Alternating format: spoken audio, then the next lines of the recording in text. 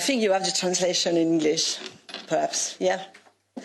So, mesdames, messieurs, chers amis tibétains et chers amis supporters, je suis à la fois heureuse et triste d'être parmi vous, bien évidemment, aujourd'hui.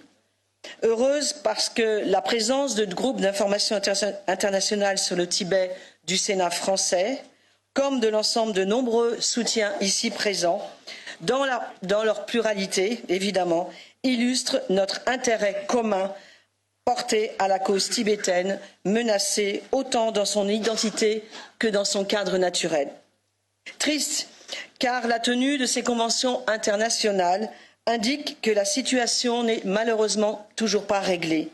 Il faut en effet garder à l'esprit que depuis les 65 années qui nous séparent du soulèvement de Lhasa, ce sont désormais 3 générations successives qui n'ont connu que le Tibet annexé par la Chine.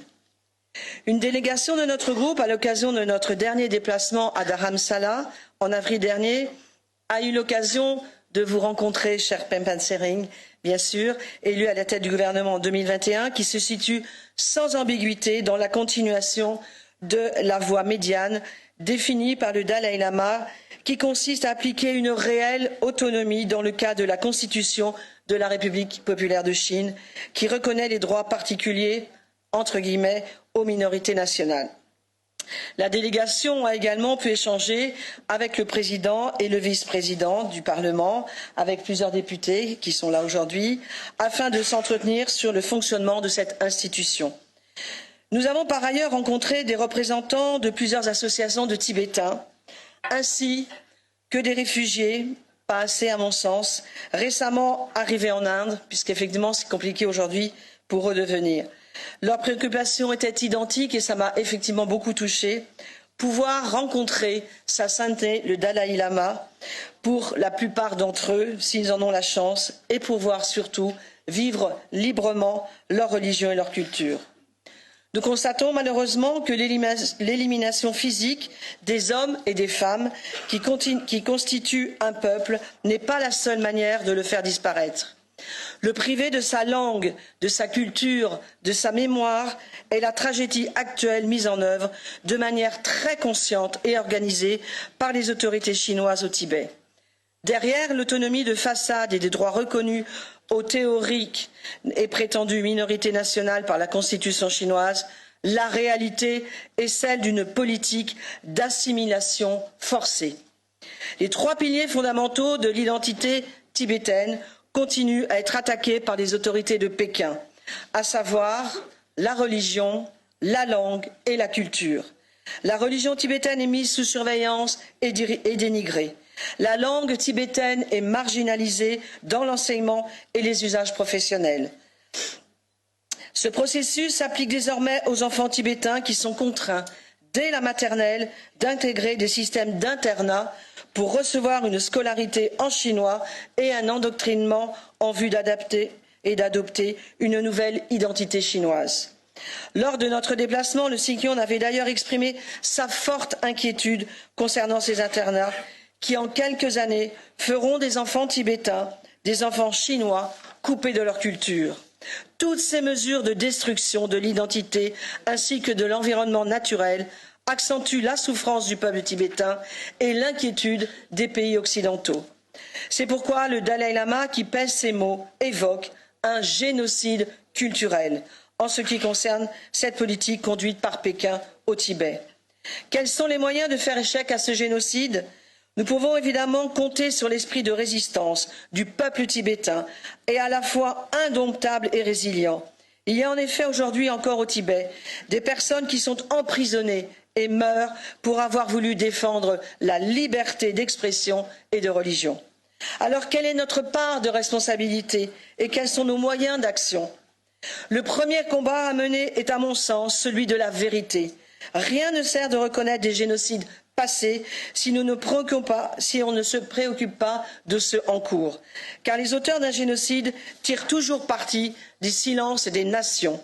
Se taire, c'est être complice. Chaque institution politique, chaque ONG, chaque personne publique doit s'exprimer clairement sur la question du Tibet, indépendamment des intérêts économiques, pour signifier aux autorités de Pékin ce qui leur paraît inacceptable. Ces voix peuvent servir de caisse de résonance auprès de l'opinion publique. C'est pourquoi il est essentiel que les citoyens du monde entier soient exactement informés des tenants et des aboutissants de la question tibétaine. C'est là une mission à laquelle peuvent contribuer les groupes de soutien au Tibet, les associations, les ONG, nous tous, mais également les chercheurs par leurs publications lors de leurs rencontres comme celles que nous vivons aujourd'hui. Le deuxième combat que nous poursuivons en tant que sénateurs du groupe d'information sur le Tibet est celui de continuer à intervenir auprès des gouvernements français, quels qu'ils soient, de quelle tendance qu'ils soient, en faveur des prisonniers du Tibet, comme des Tibétains qui viennent demander l'asile et de dénoncer le non-respect des droits de l'homme.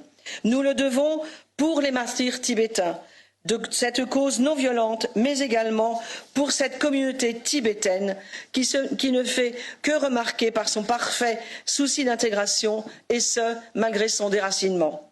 Le troisième combat est écologique, car on ne peut pas parler du Tibet sans en parler comme un troisième pôle, qui fait écho au point 4 du discours de Strasbourg de sa sainteté. Le plateau himalayen est en effet fortement impacté par la surexploitation de ses ressources, la mise en place des barrages, l'accélération de la fonte du permafrost et des glaciers. La protection de l'environnement naturel au Tibet est vitale pour l'avenir immédiat d'une grande partie de l'Asie et pour l'avenir prochain du reste de l'humanité.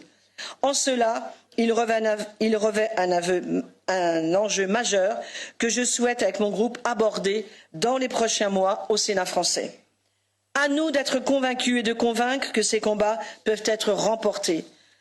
Je conclurai sur un message d'espoir confiant que nous a délivré sa sainteté lors de notre rencontre à Dharamsala.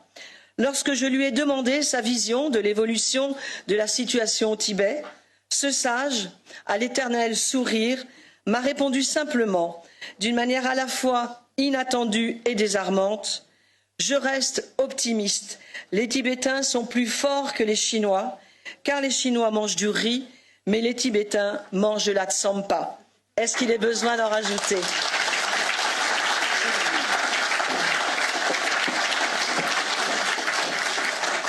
Thank you, Honourable Senator Jacqueline, for your unwavering support for Tibet.